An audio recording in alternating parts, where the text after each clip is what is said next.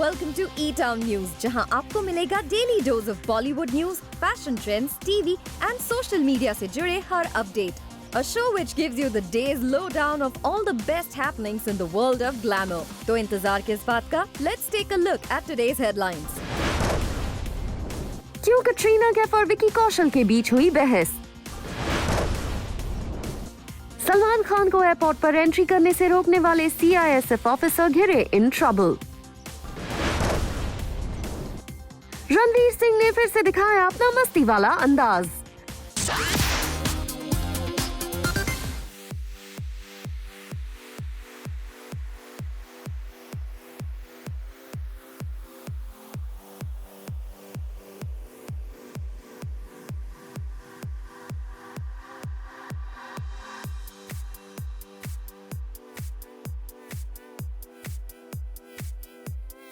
रणवीर सिंह का बनियान डांस हुआ वायरल. रणवीर सिंह ने अपने इस क्रेजी डांस से अपनी मॉम की बर्थडे पार्टी को बनाया स्पेशल. लेकिन रणवीर सिंह की लाख कोशिशों के बावजूद दीपिका पादुकोण ने उन्हें नहीं किया ज्वाइन. रणवीर सिंह और उनका एक और क्रेजी एक्ट.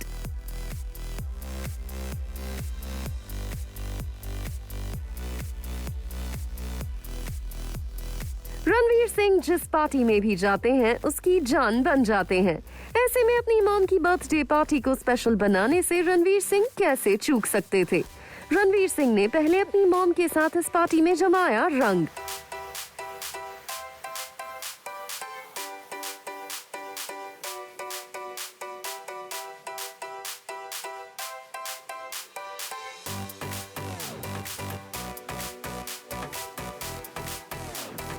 फिर रणवीर सिंह ने कोशिश की अपनी वाइफ दीपिका पादुकोण को डांस फ्लोर पर लाने की.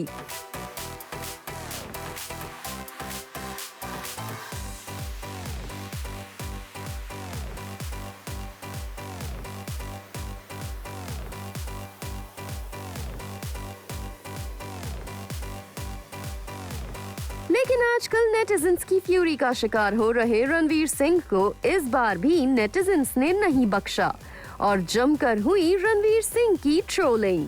एक यूजर ने लिखा, कॉल बॉय लग रहा है, चूना काटता है क्या जो कुछ भी पहन लेता है. एक और यूजर ने रणवीर सिंह का मजाक बनाते हुए लिखा, रणवीर पाजी अफगानिस्तान से कब आए. यानी रणवीर सिंह को ट्रोल करने में लोगों ने नहीं छोड़ी कोई भी कसर. लेकिन इस बार रणवीर सिंह के फैंस उन्हें डिफेंड करने मैदान में कूद पड़े.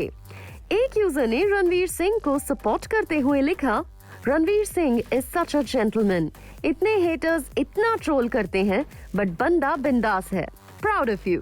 एक और रणवीर सिंह के फैन ने उन्हें प्रेज करते हुए लिखा, too much hate because can't deal with their life. This guy is living his life to the fullest and some people are jealous. Go बाबा. इट सीम्स रणवीर सिंह के फैंस और रणवीर सिंह के हेटर्स के बीच सोशल मीडिया वॉर शुरू हो गई है. आपको बता दें, पिछले कुछ वक्त में रणवीर सिंह के लगभग हर एक मीडिया अपीयरेंस पर उन्हें ट्रोल किया गया है. कभी उन्हें एडिक्ट बुलाया जाता है तो कभी कहा जाता है रणवीर सिंह दीपिका पादुकोण के कपड़े पहनते हैं. लेकिन रणवीर सिंह के अब तक सामने आए रिएक्शन से यही लगता है कि वो अपने हेटर्स को जरा भी भाव नहीं देते हैं. आपको क्या लगता है, रणवीर सिंह को उनकी पर्सनल लाइफ अपने अंदाज में जीने के लिए ट्रोल किया जाना सही है? Do share your views with us.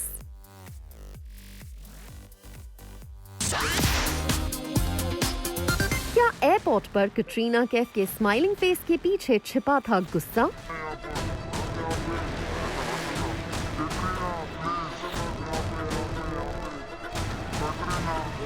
Tiger 3 की शूटिंग पर रवाना होने से पहले क्यों हुई विकी कैट की बहस? क्या इस बहस के लिए कोई तीसरा शख्स था जिम्मेदार? Vicky and Katrina are together, that's true. I mean, am I going to get into trouble for saying this? I don't know. पिछले कुछ वक्त में कटरीना कैफ और विकी कौशल की लव स्टोरी और रोमांस की खबरें ही आई हैं. लेकिन अब पहली बार रिपोर्ट्स आई हैं कटरीना कैफ और विकी कौशल के बीच हुई एक हीटेड बहस की. रिपोर्ट्स के मुताबिक कटरीना कैफ और विकी कौशल दोनों ही सुपर फ्यूरियस हैं और इसकी वजह है इनकी एंगेजमेंट की आई न्यूज. जी हाँ, कहा जा रहा है कि विकी कौशल और कटरीना कैफ ये पता लगाने में लगे हुए हैं कि इस तरह की न्यूज मीडिया में आखिर लीक इन दोनों की टीम में से किसने की, क्योंकि जनरली सेलेब्स के ब्रेकअप या फिर लव स्टोरी की न्यूज इनकी टीम्स के थ्रू ही मीडिया में आती है। और कहा जा रहा है कि टाइगर 3 की शूटिंग पर रवाना होने से पहले इन दोनों ने अपनी टीम्स की जमकर क्लास ली है। कहा जा रहा है विकी कौशल और कटरीना कैफ को लग रहा है कि उनकी कई इम्पोर्टेंट फिल्म्स पाइपलाइन में हैं और इन दोनों का ही करियर पीक पर है। ऐसे में वो नहीं चाहते कि इस तरह की फ्रिवलस न्यूज से उन्हें मिले लाइमलाइट। विकी कौशल और कटरीना कैफ चाहते हैं कि फिलहाल उनके रिलेशनशिप की जगह उनके काम की वजह से उनके फैंस उन्हें याद करें। वैसे आपको बता दें कि रिपोर्ट्स ये भी आई थी कि विकी कौशल की फैमिली भी इस तरह की न्यूज से खुश नहीं थी और विकी कौशल के डैड श्याम कौशल ने इस न्यूज को पूरी तरह से गलत बता दिया था। कटरीना कैफ और विकी कौशल रिलेशनशिप में हैं, ये तो लगभग हर कोई जानता है। जिस तरह विकी कौशल अक्सर कटरीना कैफ के घर पर नजर आते हैं और इनके सोशल मीडिया पोस्ट्स में भी एक दूसरे की चाहे अनचाहे झलक मिल जाती है। लेकिन जहां तक ऑफिशियली रिलेशनशिप को एक्सेप्ट करने की बात है, तो ऐसा लगता है कि ये दोनों अपने रिलेशनशिप को देना चाहते हैं कुछ और वक्त, और शायद ये ऑफिशियली अपने रिलेशनशिप को तभी करें अनाउंस जब they are very sure about it. ऐसे में कटरीना कैफ और विकी कौशल के गुस्से को समझा जा सकता है and we just hope Vicky Kaushal Katrina Kaif इस न्यूज को स्प्रेड करने वाले का पता लगा ले।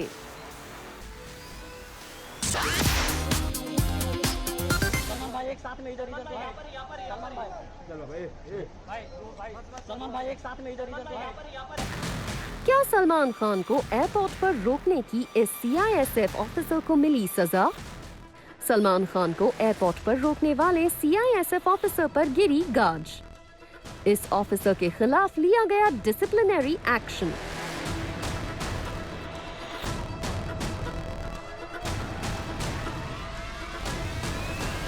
सलमान खान को यूं एयरपोर्ट पर रोककर रूल्स फॉलो करवाने की कोशिश करने वाले इस सीआईएसएफ ऑफिसर सोमनाथ मोहांती के खिलाफ डिसिप्लिनरी एक्शन लेते हुए उनका मोबाइल सीज कर लिया गया है।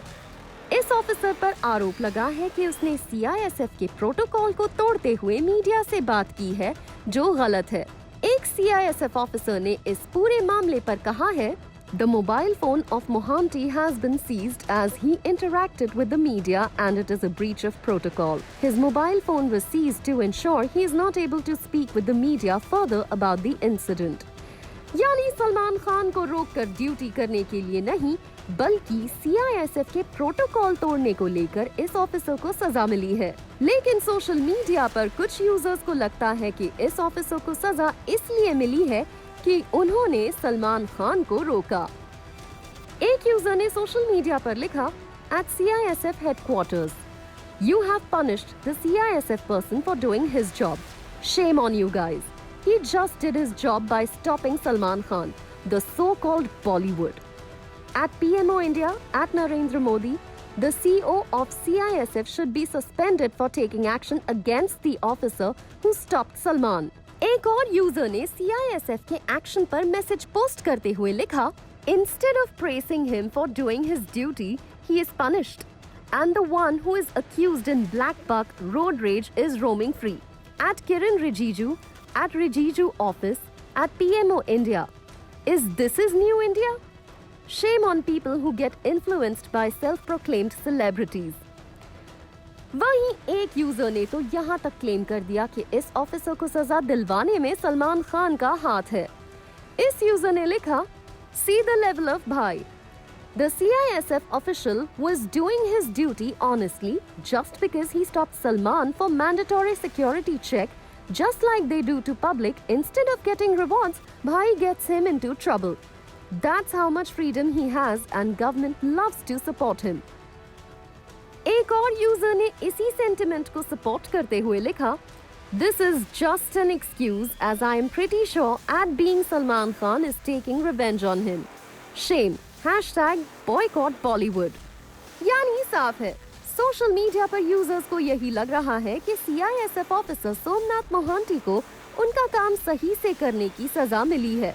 अब देखना होगा इस मामले पर क्या सीआईएसएफ या फिर सलमान खान की टीम की तरफ से कोई ऑफिशियल रिएक्शन आता है।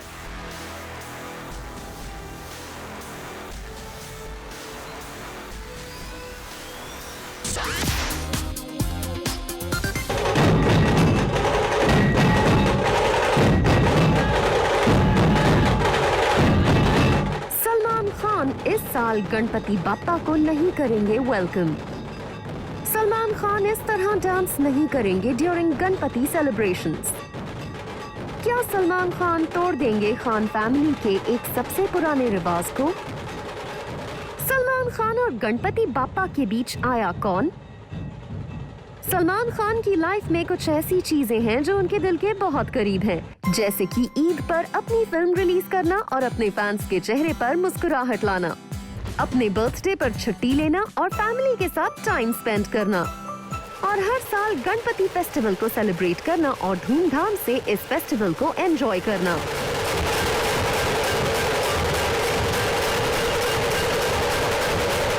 सलमान खान के ये कुछ ऐसे रिचुअल्स हैं जिसे वो पूरा करने के लिए कुछ भी करते हैं।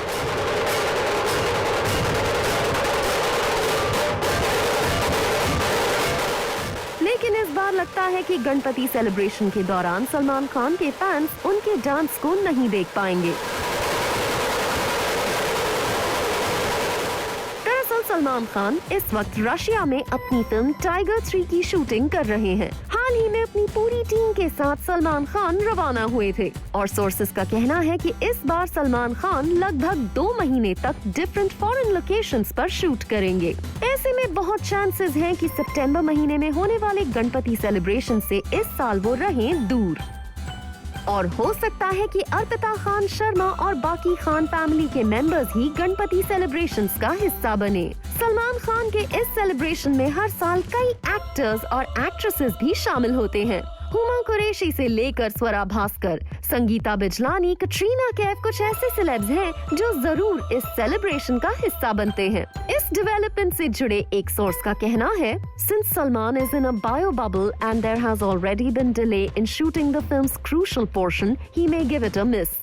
वैसे सलमान खान के सामने एक ऐसी ही सिचुएशन आई थी जब वो टाइगर जिंदा है की शूटिंग कर रहे थे, लेकिन सलमान खान ने उस वक्त सबको सरप्राइज करते हुए 2 दिन की छुट्टी ली थी और इंडिया आकर गणपति फेस्टिवल का हिस्सा बने थे। ऐसे में क्या इस बार भी सलमान खान देंगे big surprise to his fans? Moving on, Salman Khan जोर शोर से टाइगर 3 की शूटिंग रशिया में कर रहे हैं और यहाँ से सलमान खान का एक अमेजिंग लुक सामने आया है। It seems Salman Khan disguise होकर किसी मिशन पर निकले हैं और यहाँ इंटरेस्टिंग बात ये है कि सलमान खान के साथ उनके भतीजे निर्वाण खान नजर आ रहे हैं और ऐसा लग रहा है कि निर्वाण खान अपने चाचू से सीख रहे हैं फिल्म मेकिंग के skills. On the show, The Empire की कास्ट शबाना आजमी, कुणाल कपूर और मिताक्षरा ने किया जूम से exclusively interact.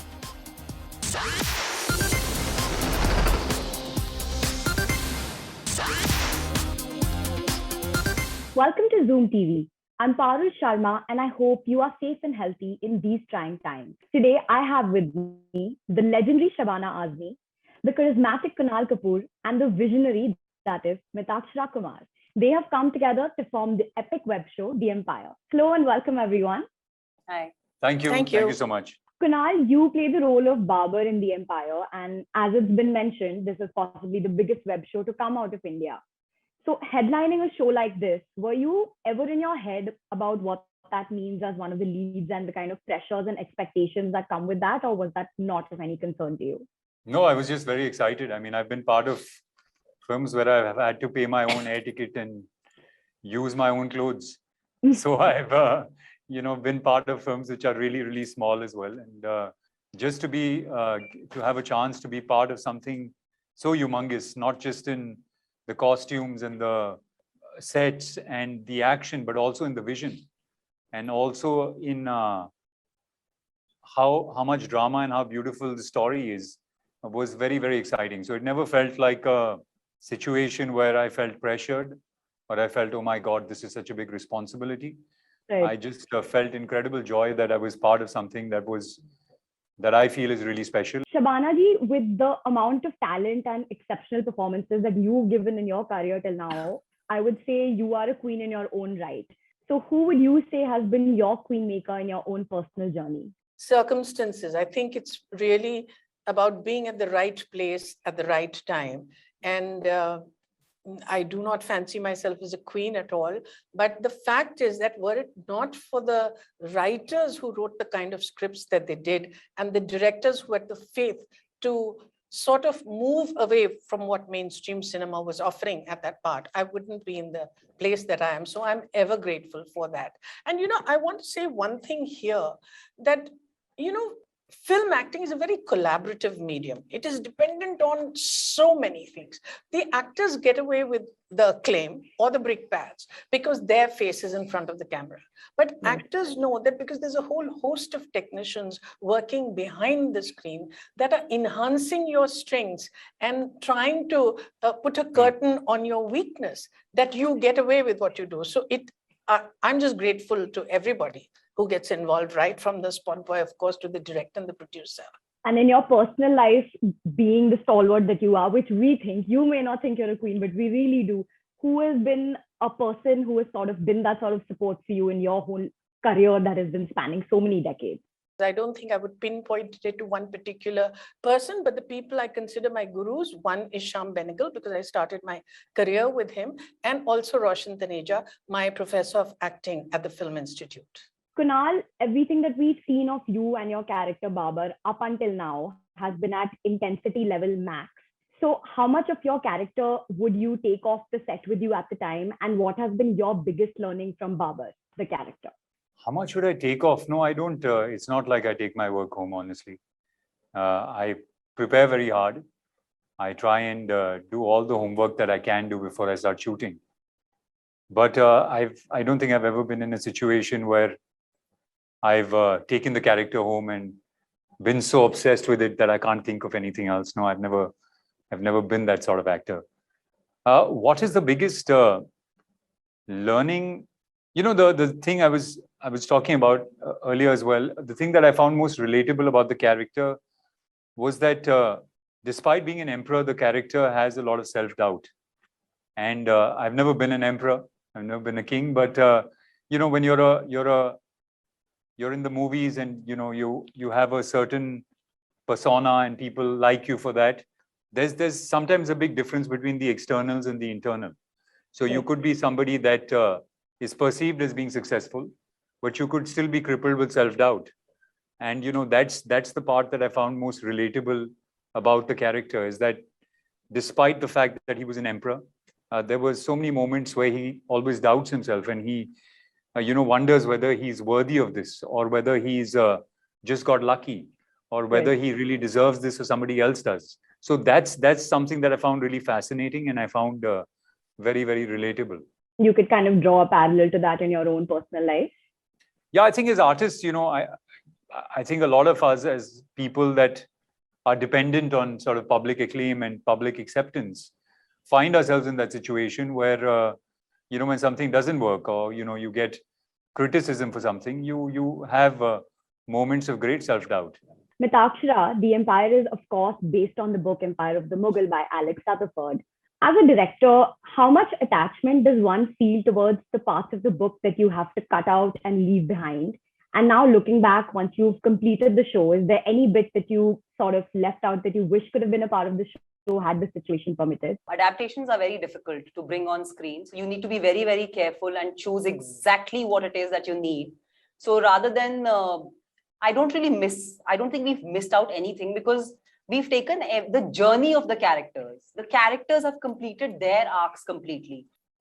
I believe storytelling is all about a character. If you know where your character is going from this point to that point, उसके बाद जो life में बीच में आती रहती हैं चीजें, वो जुड़ के incidents बनते रहते हैं, वो drama build होता रहता है. Rather than leaving things out, the smarter thing to do is try and culminate 10 things into one. And that's what we have strived to do here. So the many different incidents which are repeated in the book, we have put it all together into one. So you get the best of both worlds. That's a hot tip for the up-and-coming directors out there. Thank you so much for joining me. I wish you all the very best. And I, for one, can't wait to watch the show. Thank you. Thank you so much. Thank you.